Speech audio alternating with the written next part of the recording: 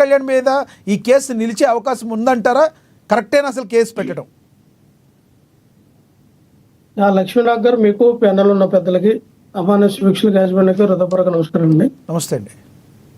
ఖచ్చితంగా పవన్ కళ్యాణ్ గారి మీద పెట్టిన కేసు ఖచ్చితంగా నిలుస్తుంది. పవన్ కళ్యాణ్ గారికి గట్టి దెబ్బ తగులుతుంది. ఎందుకంటే రాజ్యాంగబద్ధంగా ఒక ప్రజాప్రతినిధిగా ఒక క్యాబినెట్ ర్యాంకు, ముఖ్యమంత్రి తర్వాత ముఖ్యమంత్రి పొజిషన్లో ఉన్నటువంటి పవన్ కళ్యాణ్ గారు అనేక అధికారాన్ని దుర్వినియోగం చేస్తా ఆయన ఆస్తులు పెంచుకోవడానికి తన చుట్టుపక్కల ఉన్నటువంటి వ్యక్తులు ఎవరైతే ఉన్నారో వాళ్ళకు కూడా లబ్ధి చేకూరేటట్టుగా, అంటే రాజ్యాంగానికి విరుద్ధంగా పనిచేస్తున్నటువంటి తన అధికారాన్ని వినియోగించుకొని చేస్తున్నటువంటి ఈ యొక్క కార్యక్రమాలన్నీ కూడా మరి చూస్తున్నాం. ఎందుకంటే పవన్ కళ్యాణ్ గారు యాజ్ ఒక డిప్యూటీ సీఎంగా, ఒక పంచాయతీరాజ్ శాఖ మినిస్టర్గా ఉన్నటువంటి పవన్ కళ్యాణ్ గారు ఆయన ఏ పని చేసినా, అంటే తన పర్సనల్ పని ఏదైనా బిజినెస్ కానీ ఏదైనా చేసినా ఒక జీవో ప్రకారంగా, అంటే గవర్నమెంట్ యొక్క, అంటే రాజ్యాంగబద్ధంగా ఒక జీవోబద్ధంగా ఆయన తన యొక్క ఏదైతే తన శాఖకి తన ఒక పర్మిషన్ అనేది తీసుకొని వేరే ఇతర కార్యక్రమాలు ఏమైనా చేసుకోవడానికి వెసులుబాటుగా ఉంటుంది. అంతేగాని తను ఇటు డిప్యూటీ సీఎంగా, మంత్రిగా కంటిన్యూ అవుతూనే సినిమాలు తీయడం అంటే అది రాజ్యాంగ విరుద్ధం. అలా చేయడానికి కూడా లేదు. గతంలో ఎన్టీ రామారావు గారు సీఎంగా ఉంటూనే సినిమాలు తీశారు, కానీ ఆయన పర్మిషన్ తీసుకునే సినిమాలు తీశారు. ఎక్కడ కూడా రూల్స్ బ్రేక్ చేసే ఎక్కడ కూడా ఆయన సినిమాలో యాక్ట్ చేయలేదు. సరే, అలాగే ఇప్పుడు పవన్ కళ్యాణ్ గారు ఏంటంటే ఆయన తన నోటితో చెప్పారు ఏమని, గతంలో జగన్మోహన్ రెడ్డి గారు సీఎంగా ఉన్నప్పుడు నా సినిమాలు రిలీజ్ అయితే 10 రూపాయలు, 15 రూపాయలు, 20 రూపాయలు టికెట్ ప్రైసులు పెంచి పెట్టేవారు.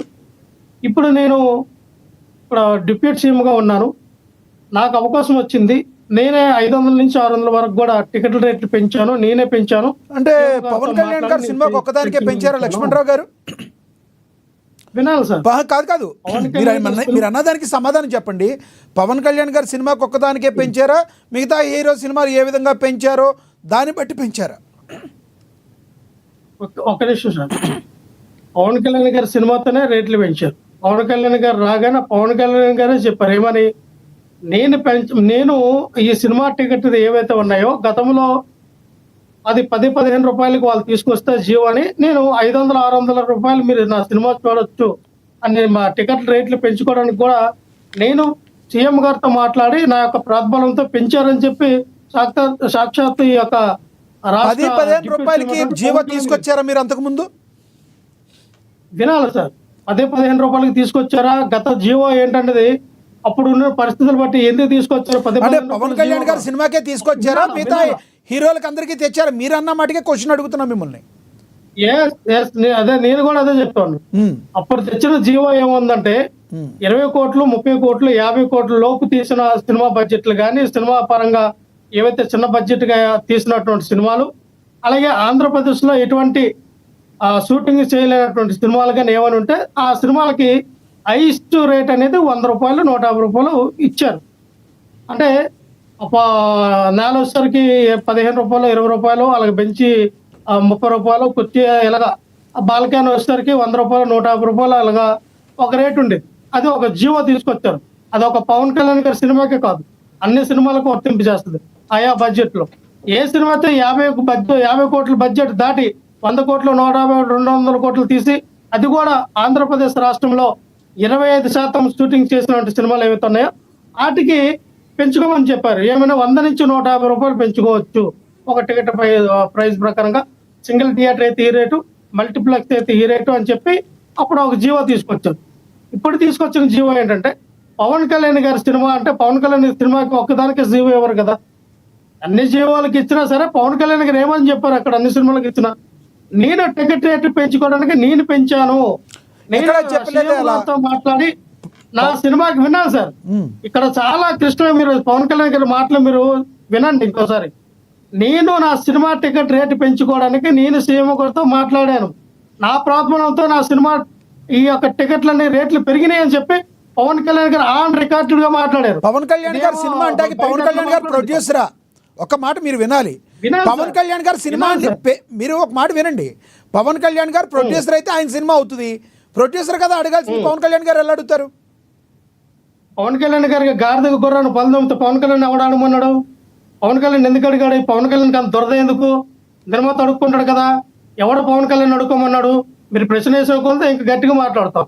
మీరు గట్టిగా అసలు పవన్ మాట్లాడితే కళ్యాణ్ సంబంధం దాని ఏంటి? కూడా సమాధానం వినాలి గట్టిగానే సార్. చెప్తారు మీకు. వినాలి సార్, చెప్పండి. మంచి ప్రశ్నలు అయితే మీరు కాదని అట్లా. చెప్పండి. పవన్ కళ్యాణ్కి ఏంటి సంబంధం? నీ సినిమా హీరోలో సినిమా తీసి పక్కనట్టేలా ఆ నిర్మాతలను అడుక్కుంటాడు. సరే సినిమా రేట్లు పెంచండు, సినిమా రేట్లు తగ్గించండు, లేకపోతే ఏదన్నా వాడికి సినిమా తీశాడు కాబట్టి ఆడ మాట్లాడపడతాడు.